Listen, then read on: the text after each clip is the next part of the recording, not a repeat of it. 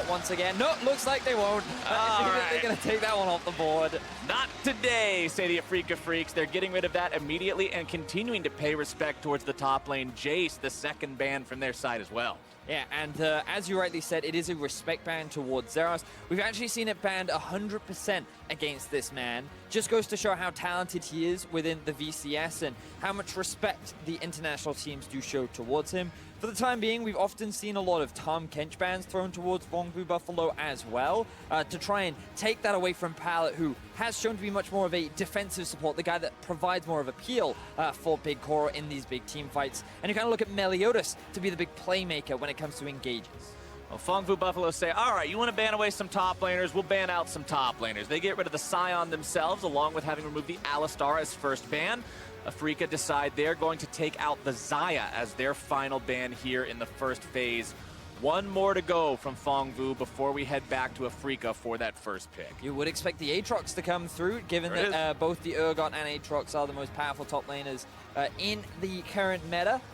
Does leave a couple of things open. Gragas has been high priority with the Xayah taken off the board. Varus raises in priority as well. And Afrika Freaks are saying, you know what, we want to guarantee as a strong 2 versus 2.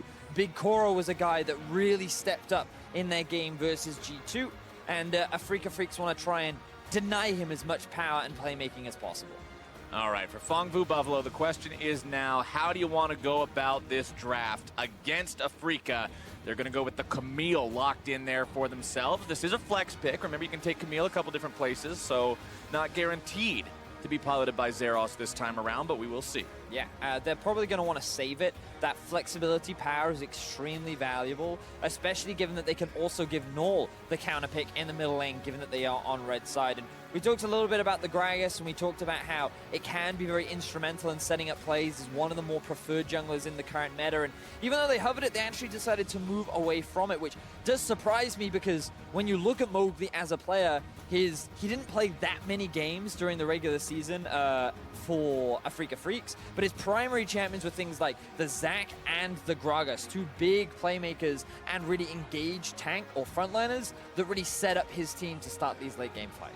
Well, the Rakan locked in for Vongvu Buffalo. This support has seen a lot of plays so far over the first 3 days at Worlds. The most played support at 11 picks. Alistar is that number 2 at 7, so still a little ways behind him. Afrika going to lock themselves in that Tom Kench. Needs some saving power there for the Varus that lacks that innate mobility and ability to escape when the threats find their way onto him.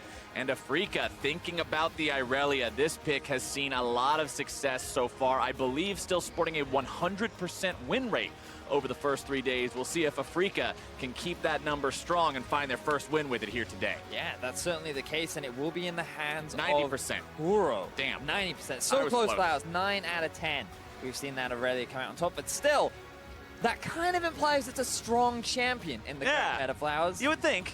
You would think that a number like 90% win rate would insinuate there's some strength there, but Vongvu Buffalo is going to respond, pick themselves up the Galio. And look at the comp that Vongvu currently have for themselves. Camille, Galio, Rakan.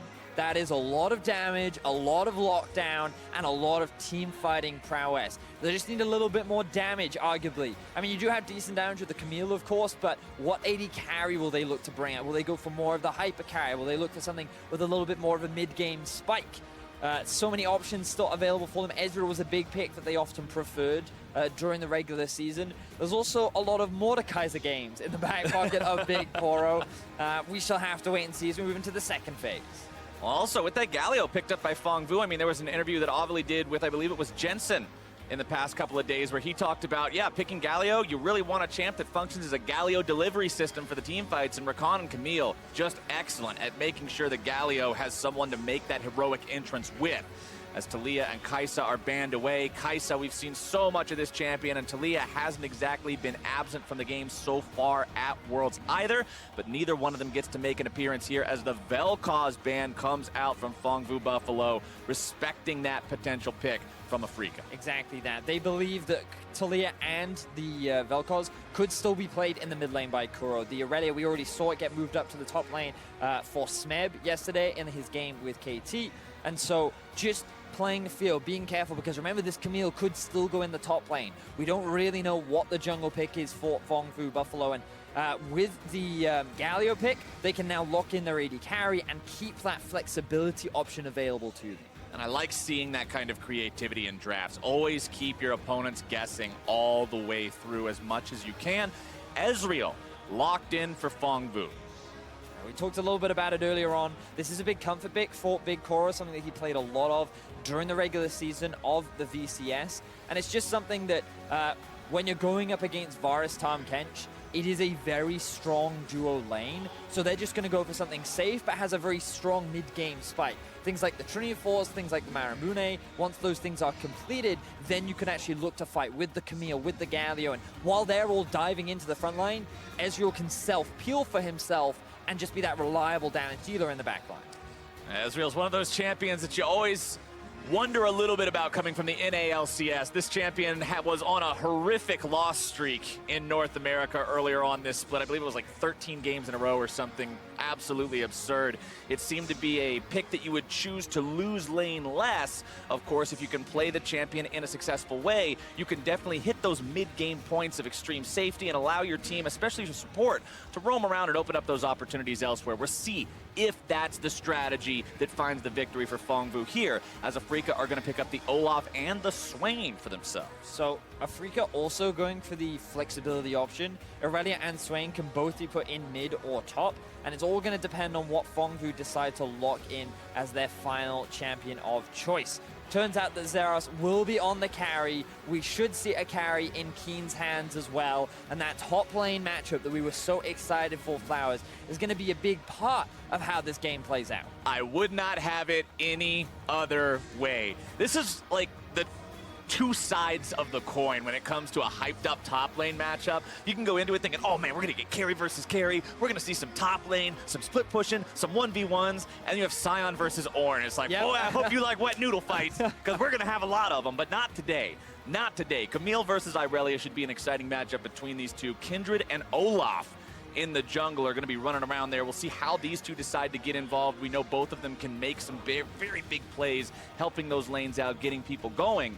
And I'm specifically going to be looking at how well that Kindred is able to maintain the marks as the game goes on. Yeah, and we talked about a little bit more damage potentially, or maybe an extra tank, but PVB just going straight towards the damage option, the Rakan and the Galio acting as that primary front line. And, you know, we talked about, like, synergies and combos and how the compositions kind of work together. Camille engage followed up with the Rakan engage. You have a Galio ulti on top of that. Ezreal ulti kind of synergized with that as well. But if things go sour, Kindred ulti to save those targets should you need that reset, should you not get the initial engage that you want, or maybe you find a pick, you just throw it down and then you're able to turn things back in your favor. But it will rely on them getting kind of an early lead. They need that pressure in lanes, and with the wave clear that Galio has combined with the early laning prowess that a Camille should have against an Aurelia, I'm hoping to see Meliodas try and get into the face of Mowgli, try and apply that pressure and put something on towards the sub-jungler here for Afrika Freaks, who's now having his debut at Worlds.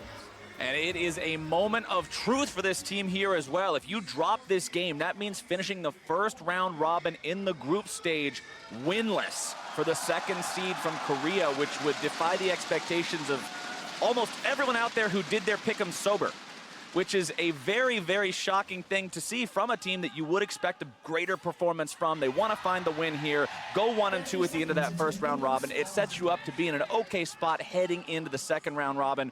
Whereas for Fongvu Buffalo, man, a win here, you're 2-1. You're feeling good about that. And you certainly are. And remember, all the fans from the VCS were saying that this team is expected to be better than the Gigabyte Marines. They don't go for those crazy picks or those crazy strategies. There's no lane swaps. There's no level 6 Nocturne into the bot lane. It's just standard. We have good players. We can play the map. We can play with an advantage if we're able to get it in. They demonstrated that versus G2. G2, yes, they made a couple of mistakes, but it was PVB who punished those mistakes and then turned it into bigger and bigger advantages. And those advantages in the game against G2 began at minute 9. This wasn't something that took an entire game to build up and then even longer to finish out. The game itself only lasted 34 minutes. And for 25 of those, it was just the Fongvu Buffalo show. Yeah, and a lot of it came off the back of Big Cora as well, who's ready to have a solid performance, but will he be able to do the same here today with PVB? For Afrika Freaks, when you kind of look at their year, you know, you talked about them being currently 0-2 on the score line. The fact that this has been their most successful year overall, going back to the AD carry that we were just talking about, Big Koro, yes, he was a big reason why they were able to perform so well yesterday. Look at his KDA, look at his kill participation. This guy had some insane numbers. Those numbers are incredible. You can see there, 1 death, 10 kills, part of almost 90% of the kills overall that his team found, as well as putting out over 700 damage per minute. Big Koro got player of the game in that match against G2 for the exact reasons I just got done explaining, and he'll be looking to put on a similar performance here today. But like you were talking about the Afrika Freaks, this is a team that was almost perpetually stuck in 5th in the LCK, never seemed to break through that. And then this season, they seem to have turned it on, found what it was that they were lacking earlier, as now Kuro's gonna find himself taking some early damage from Melodious here at level 2. Nothing too crazy with that gank, just putting a little bit of damage down onto Kuro, making him recognize and respect that Kindred's gonna be hanging around and not be quite as well off in that lane as he otherwise was. Yeah, and it was Keen that was that change, Flowers. He was the guy that came in at the beginning of this year, and he helped the team secure 2nd in spring and 3rd in summer. That's how they were able to qualify, and we haven't really seen much of this top laner yet for the Afrika Freaks. He's a guy that was put on the Akali in their last game against the Flash Wolves. The team didn't really play around him. He wasn't finding many advantages, and you can just see he has been struggling so far at Worlds. Definitely not what the Afrika Freaks were hoping to see out of this guy who was so hyped up coming into Worlds 2018 as one of those players to be on the lookout no matter who you are, no matter who you're cheering for. This was a guy that people were expecting to make some big waves. Hasn't exactly had that start, but we're still only in that first round robin, like I said. Still plenty of time left to play, still plenty of time to make that mark on Summoner's Rift, as you can see. Zeros just hanging around here, has the lane shoved in early on. Mowgli decides to flash over the wall on the Olaf. This avoids any vision. This is very clever because it means you can go for this early Drake that we've seen Olafs take already so far in Worlds groups. Mowgli is very low HP and has very low mana. He has used the smite early as well, but he's gonna get it. He'll find that Ocean Drake, and that is Ocean #1, 4 minutes into the game. Your laners are thanking you for that one. Uncontested by Mowgli, but now Meliodas looking for a gank up top. Nice stun there from Keen onto Zeros, making sure he can't get anything else out at the beginning of the gank. Keen will escape that one with minimal damage. For all you out there looking to play solo queue in the next few days, expect some Olafs flashing over the wall at level 4. That's how they're going to justify it. Well, I saw the Afrika Freaks do it. That makes that it's okay for me to do it, right? That's how that works. But I'm expecting... Ooh, actually, we may see a bit of trading up towards the top side of the map. He's going in there, definitely getting the better of Zeros early on. Nearly takes him down.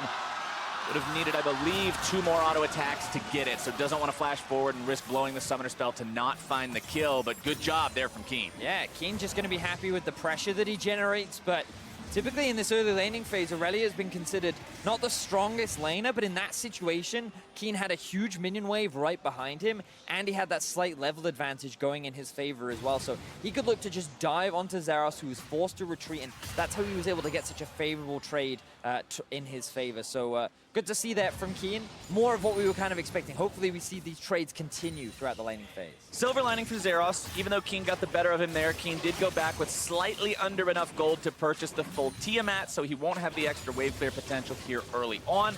Won't have the active on that item just yet either. As bottom side, you can see Kramer and Tucson pushing up against Big Koro and Pallet. And like you said about the Ezreal pick, this is something that you pick to stay safe. You're not picking Ezreal to say, all right, we're going to flex on him in the lane, we're going to make big things happen. You hang back, you farm up, you facilitate the ability of your support to roam around. And we're going to see a ward there in the Afrika Freaks jungle from the side of PVB, keeping an eye on Mowgli as he moves his way around. Yeah, and we talked a lot about how PVB's kind of play style and win condition with this composition is they have really solid team fighting, especially around the mid game. Trinity Force for Zeros, Trinity Force for Ezreal. Ideally, you want one item on the Galio, but all you really need is his ultimate. The moment these guys complete their first item, they can start looking for fights. Whereas for Afrika Freaks, they have a little bit more scaling in their back pocket. You're kind of waiting for, obviously, the Trinity Force from the Aurelia as well, but once she gets that extra bit of wave clear with the Tiamat, that's extremely valuable. You also want the 2 items on the Swain, things like the Zhonya's, things like the Rod of Ages. And for Varus, the Blade of the Ruin King is kind of what you expect to be his first item, which is a solid spike, but not the strongest mid-game spike. So they do have early pressure with the Olaf, but they're waiting a little bit longer than that. They don't want to be baited into these mid-game fights, and that's going to be the big point for Afreeca. How well can they manage PVB and their willingness to try and force these mid-game fights around the 20-minute mark?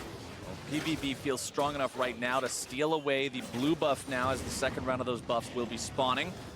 Meliodas manages to grab that one for himself, get back into the Rift Herald pit, jump over the wall, and he is safe. Good steal there. I want to just give you some very quick anime knowledge here, Captain Flowers. Oh boy. Because Meliodas is... Obviously, I hope you're watching. Meliodas is the actual name of the Sin of Wrath in an anime, and I feel like that with that knowledge, you can use that to make a fantastic call in this game. I will Sin try. of Wrath, remember that. The Sin of Wrath. All right, top side, though, is going to be Zeros looking to make the play on Keen. Heroic entrance coming in now as well from Null. The backup is there, and the first blood goes over to Fong Vu Buffalo. It is going to be returned, though, 1-for-1 so far. Null getting himself back into Lamb's respite in time. The damage still continuing to flow through. He's trying to get away, but he will not. The double kill goes over to Kuro.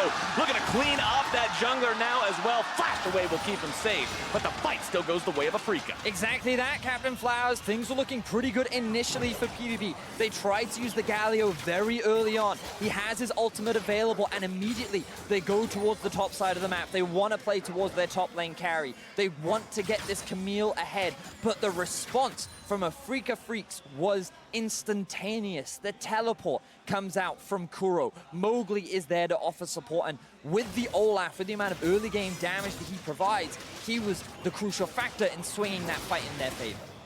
Well done there by Afreeca, responding to that one. Sure, you lose your top laner, but he still got assist credit for both of the kills, so he's not falling too far behind.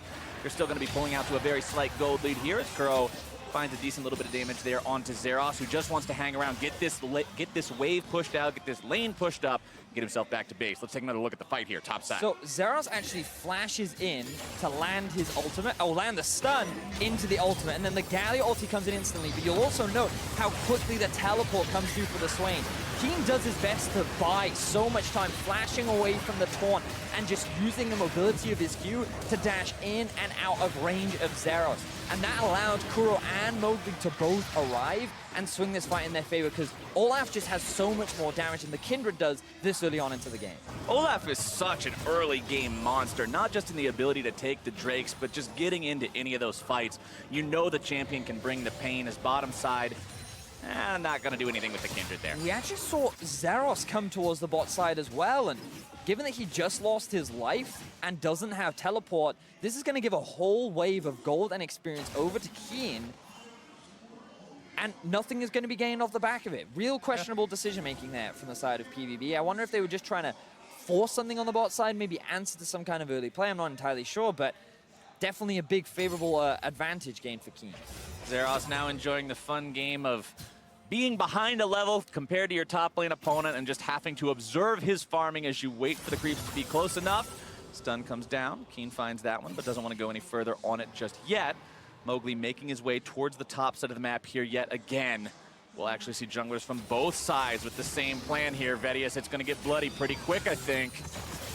Keen wanted to start this one off. Stun's going to be found. Keen in some trouble, absorbing all the damage here first. Disarm goes through. Melodius has able to find himself the kill onto Keen now as he tries to get himself away, but the follow-up is there, and the double kill comes in for Mowgli. And again, it's Mowgli who's the key factor in turning these fights in favor of Afreeca.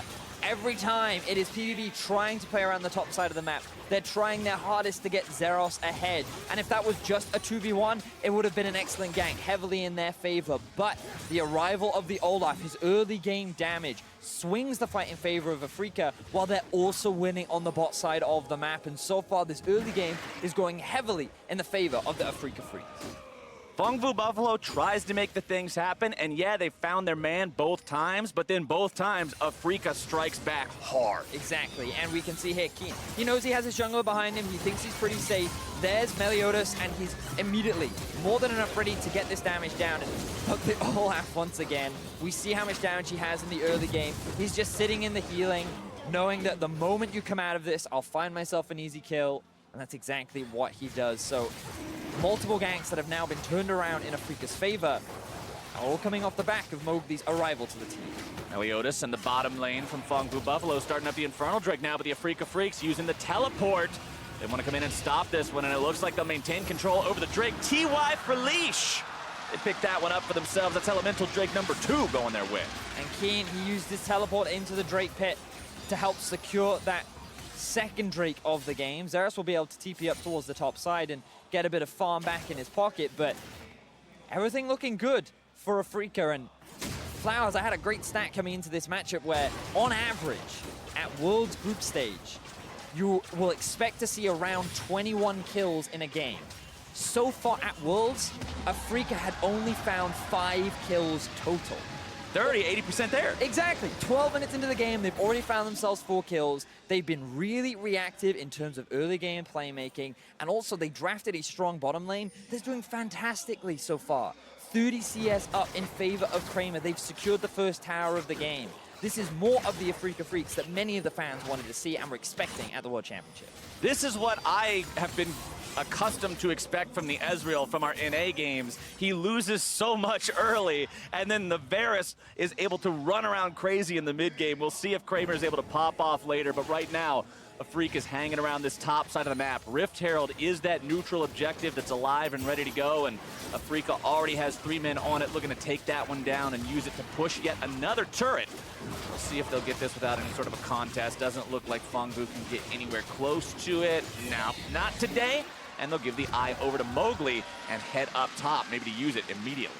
So this is what you do once you have secured the first tower. You already know that your bot lane is very strong. The first item has already been completed. You're sitting on a pretty healthy gold advantage. You just want to keep up the pressure for as long as you can. So while they may lose the bot tower, it's still in favor of Afrika because this trade is still a tower up in their back pocket along with the Rift Herald as you identified. And if they take that mid tower down, it becomes a lot harder for PVB to use the Galio ulti to move to side lanes, try and force fights. And you can see their early investment went entirely into the top side. And if they had been able to pull it off, they could have traded top tower for bot tower, maybe even converted it into a Rift Herald, but they found no advantages in the top side of the map. They also lost bot, and so Afrika have full control of the map right now. Afrika decided to use the Tahm Kench ultimate to get their bottom lane out of trouble as they summon up the Rift Herald here in mid as well. TP going to be used from Big Core to make sure he's there in time. PVB trying to stop this one before it does too much damage. Will take that mid lane tier 1 turret very low, but with Rakan going around behind to hit the eye, Shelly will not accomplish her mission today. Afrika doing a fantastic job in this early game so far. They know where they have the gold and they know where to use it. And I like the fact that they're saying, hey, Fongfu Buffalo, they're probably going to look towards the top side. This is a guy they like to play through. Xerath, he's a man who does some heavy lifting. We got a guy who knows how to do some heavy lifting of his own. Very true. Let's make sure they can't run away with that. The fact that they've recognized both of the big plays that Fongfu has tried to make up in that top side and have found successful counters so far, I like to see from this team, especially considering that people were having concerns about their overall performance starting off 0-2, not quite being up to the expectations that people were expecting so far, but now they're looking pretty good here in this game, 15 minutes in, setting at a 2,000 gold lead with 2 Elemental Drakes under their belt, and they seem to have control right now. This is a team that is known in the LCK to have a very high vision score compared to a lot of the other teams, and it's not specifically because of one person. It's not like their support is just only buying brown boots and control wards. It's because everyone on the team works together and contributes so much to that vision score. Look in the inventory, Vedius. Control ward, control ward, control ward, control ward, control ward. If you're gonna go flash over the Drake wall because the Afrika Freaks did it, boy, you better have 2 control wards in your inventory when you do it because the Afrika Freaks did it. You can't do the fun stuff without putting in the vision work, and that's how Afrika Freaks can manage to build this lead even further. I have never heard a man more excited about vision than you, Alex. Especially as an aggressive Skarner player.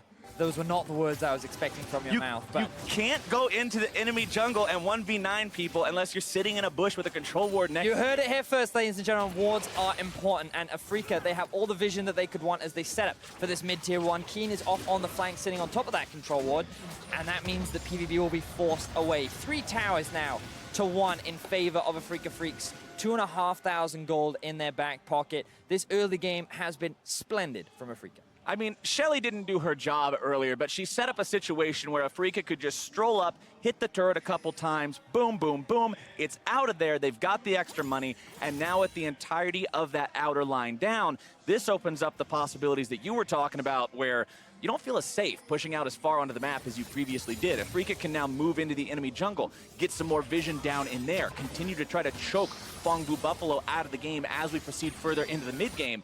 And 45 seconds from now, the next Drake will be live. We'll see if they decide to fight for it. And remember, we talked a lot about item spikes for both these teams and how with PVB really on one, ideally two, but one item is a big spike for them to then look for these team fights. But the thing about Afrika is they've already completed their first item and are now working towards their second. And that's a really big deal coming into these mid-game fights because they're the ones that are kind of looking more towards those second, third items. They're the ones that have the better scaling into the late game, and the fact that they're already so far ahead this early on into the game sets them up very nicely to match any of the fights that PVB tried to force at this point.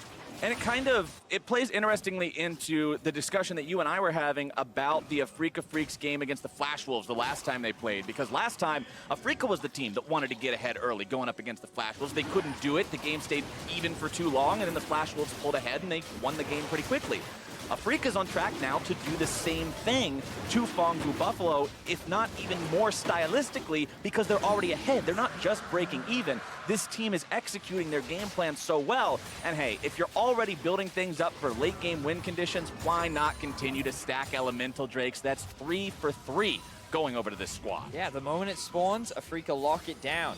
Mowgli, he's been really impressive this game so far. He read what PVB would try to do in the early game. He was always there to respond. He's maintained control over this Drake objective for the entirety of the game.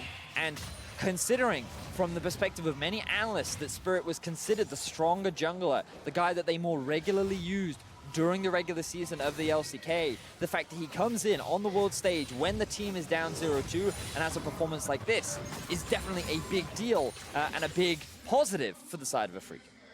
It also shows that, hey, you can manage to switch things up like that and you're not losing something overall because Spirit is just so much of a level above Mowgli. You can make that change, shift that gear, and still be a team that's quite a threat to have to deal with. 2-0-2 on Mowgli with this Olaf, 100% kill participation.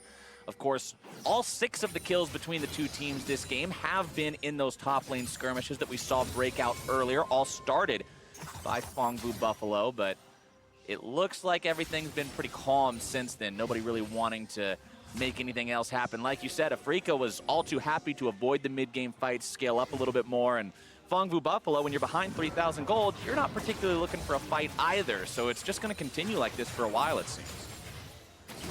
Afrika do have pressure pretty much all across the map, and right now they're just playing the patient game. They know that they have pretty much winning lanes all across the board at this point. They know that PVB are a little more afraid to try and force a play because they just don't have the vision on the map. They can't see where Afrika are and whether or not they could go for a safe play. And Afrika are just slowly working towards those second items, which a lot of actually now come through. Rageblade is done for Kramer. Kuro has his Zhonya's fully completed, primed and ready to go.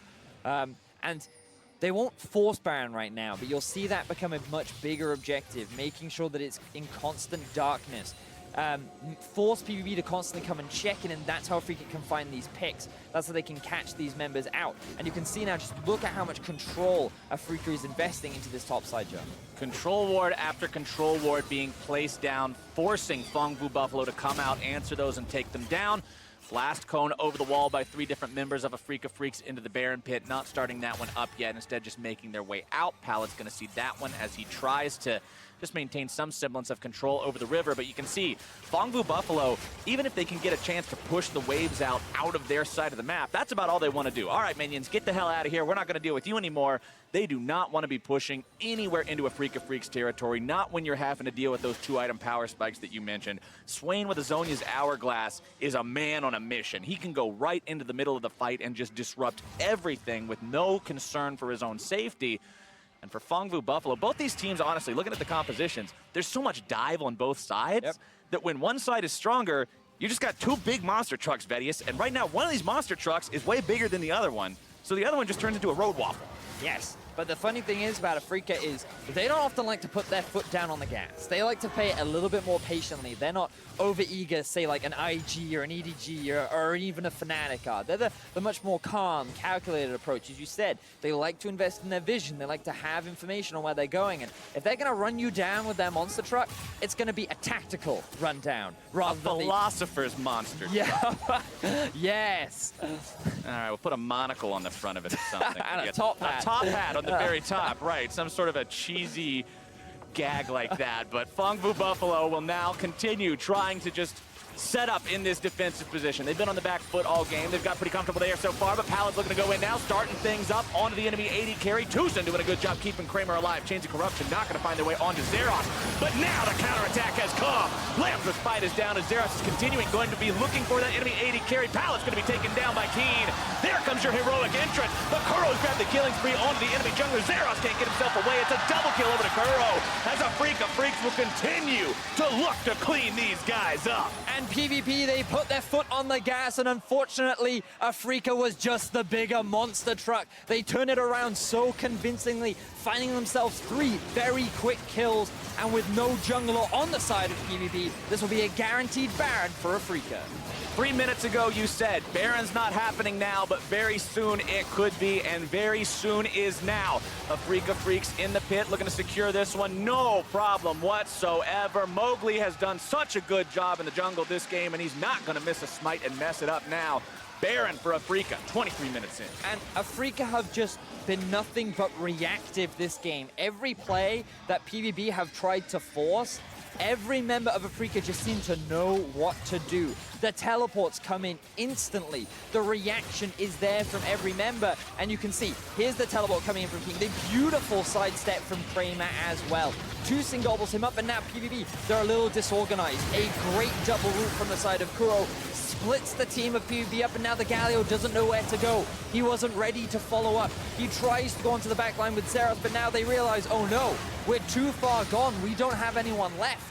And Afrika very quickly clean up the rest of the fight, while PVB are left to run away. And that Acer Predator replay showed exactly how to play a clean response game, like you said. There was no panic. Tucson was right next to Kramer where he needed to be, kept him alive, and Fongvu just seemed all over the place. Everyone was scattered, and as Kuro made his way into that back line, you run for the hills. Everyone was trying to get away from that, and Afrika Freaks now sit in a spot where they're 7,000 gold up. Their top laner's now looking for blood 1v1, and he's found it. This is the Keen people wanted to see. Finally, Keen finds himself a solo kill. Yes, a lot of pressure was put onto him into the early game, but they utilized that to turn it into Afrika's favor. He's now primed and ready to fight. He finds the solo kill onto Zeros, and Afrika have full control on all 3 lanes. The 1-3-1 is in full effect. Swain in the top lane, the Aurelia in the bot, the Varus and Tom Kench in the mid. PvP, their base is about to be attacked. Here we go, Afrika Freaks. No intention of stopping anytime soon. Still 10 seconds left before Zeros comes back alive, as Kuro is going to take down the tier 2 in the top lane. That was the last tier 2 standing. And now the siege collides with the walls of the castle that is the Fongvu Buffalo base. How long will those walls stand? If Afrika Freaks have their way, it will not be long. Vedia's cannon minion still firing away there in the bottom lane. Topside, Kuro is continuing to crash into that tier 3 turret as well, while mid lane, the same kind of work is going to be done by Kramer and Tucson as mid falls first, top falls second, bot still standing, but ever so barely. Fongvu Buffalo, it's looking pretty grim for these guys right now. They want it, the 5v5. They can't find it though because Afrika is just dividing the map up. PVB don't know who to engage upon because the moment they do, they're gonna lose something else from the map. But right now, Flowers, they are losing everything. And as you see these health bars from PVB players move to each different lane, the other lane's inhibitors fall. Heroic entrance into the bottom lane, looking to stop Afrika right here, but it doesn't look like they'll be able to do it. Into the back line goes Pallet, likely gonna be shut down here. Kramer grabbing that kill first as Null's gonna fall second. It's Zeros in the back, gonna be taken down by Kuro, who finds that explosion and a double kill for himself. The crowd roars, and the Afrika Freaks will push towards the heart of the base. It's only Big Kuro standing, trying to potentially save this. But what can an Ezreal do? Afrika 12-2. Turrets down, Nexus exposed. They'll find their first win. And it was PVB who tried to force the early game action. It was PVB who tried to force the fights. But at every twist and turn, Afrika said, no, we will outplay, we will outread, we will outperform. And they were the ones getting themselves the early leads. They were the ones with full control over the map. And this was the Afrika Freaks that many expected at the World Championship. And they showed up when they needed to. Starting 0-2, yeah, it doesn't feel great, but there's a big difference between 1-2 and 0-3 as a start. This team's now feeling good going forward. Heading into the second round robin, you can easily make a play for that second spot. Even for the first spot, if the Flash Wolves start slipping up, and Afrika, they've got to be feeling good about how that went. And remember that before this game, they had a total of 5 kills. They found themselves 12 in this game, Flowers. So Afrika definitely looking more ready to fight going into the second half of this group. Awesome show from them, and to break down that first win, let's head over to the State Farm Analyst Desk.